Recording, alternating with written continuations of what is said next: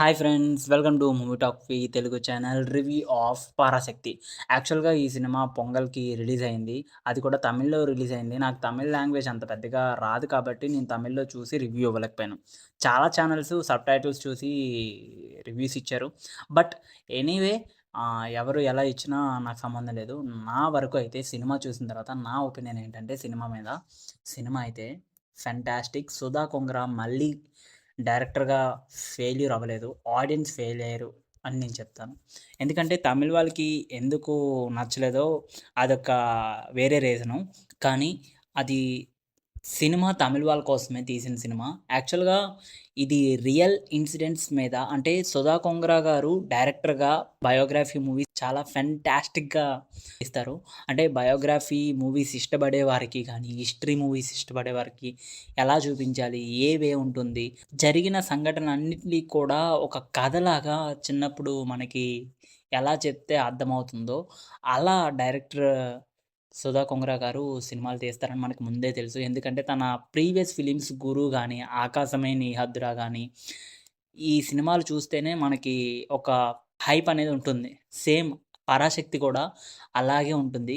Cinema ఒక భాషా ఉద్యమం పైన ఎందుకంటే తమిళ్‌లోని అంటే ఇది నిజంగా 1964లోని తమిళ్ వాళ్ళు తమిళనాడులోని ఎక్కడా కూడా హిందీని వ్యతిరేకించారనమాట. ఎక్కువగా చాలా ప్లేసుల్లోని హిందీ మాకొద్దు, మా మాతృభాషే మాకు కావాలి. ఎందుకంటే మా మాతృభాషలోనే మేము చదువుకున్నాము. మా మాతృభాష మాకు చాలా ఇష్టం. మా మాతృభాష వల్లే మేము చాలా ప్రయోజకులవుతాము అని నమ్మేవారు తమిళ్ వాళ్ళు. ఇప్పటికీ తమిళనాడులోని చాలా స్టేట్స్‌లోని వాళ్ళ లాంగ్వేజ్‌కి ఎక్కువ ప్రిఫరెన్స్ ఇస్తారు హిందీ కన్నా. సో, అలాంటిది అప్పుడు అసల ఎందుకు హిందీ వద్దన్నారు? తమిళ్ వాళ్ళు తమిళ్ లాంగ్వేజ్‌ని ఎందుకు ఇష్టపడ్డారు? అన్నదే స్టోరీ లైన్. యాక్చువల్‌గా ఇది ఒక జెన్యూన్ పాయింటే.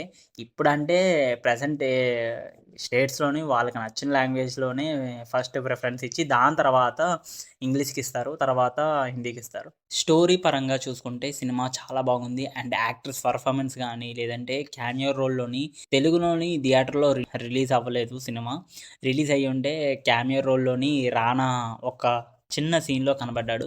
తర్వాత బాజిల్ జోసెఫ్ కానీ, జయం రవి కానీ ఇలా చాలా యాక్టర్స్ అయితే ఈ సినిమాకి ప్లస్ పాయింట్ అయ్యారు.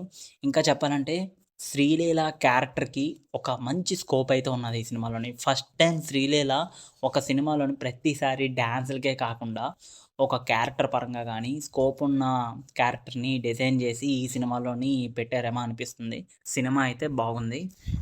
ఓవరాల్‌గా ఈ సినిమా చెప్పాలంటే స్టోరీ బాగుంది. అండ్ ఆ 90స్‌లో ఉండే రైలు గానీ, అక్కడున్న క్లైమేట్ గానీ, సిట్యుయేషన్స్ కానీ చాలా అంటే చాలా టెర్రిఫిక్‌గా ఉన్నాయి. సో, ఆహ్, తమిళ్ వాళ్ళు ఎందుకు ఆ సినిమాని రిజెక్ట్ చేశారంటే, వాళ్ళ ఓన్ లాంగ్వేజే కానీ, 'దళపతి విజయ్' సినిమా రిలీజ్ కాకపోవడం వల్ల అక్కడ కొంతమంది ఫ్యాన్స్ సినిమాని ఫ్లాప్ టాక్ తోటి తీసుకొనెళ్లారు. సో, 'పరాశక్తి' అయితే సినిమా బానే ఉంది. ఈ సినిమాకి నేను 5కి 3 ఇస్తున్నాను. ఎనీవే సినిమా చూడకపోతే సినిమా చూసి మీ ఒపీనియన్ కామెంట్‌లో పెట్టండి. జెన్యూన్ రివ్యూలతోటి మన ఛానల్‌లోని చాలా రివ్యూస్ కానీ, మూవీ అప్డేట్స్ కానీ పెడుతున్నాను. మీ దగ్గర నుండి నేను ఒకటే కోరుకుంటున్నాను. మీ యొక్క సపోర్ట్ నాకు సబ్స్క్రైబ్ రూపంలో గానీ, ఒక లైక్ రూపంలో గానీ వీడియో నచ్చితే చేయండి. అండ్ మరిన్ని మూవీ అప్డేట్స్ కోసం మన ఛానల్ అయితే సబ్స్క్రైబ్ అయితే చేయండి. Thank you. Signing off movie talk V Telugu channel.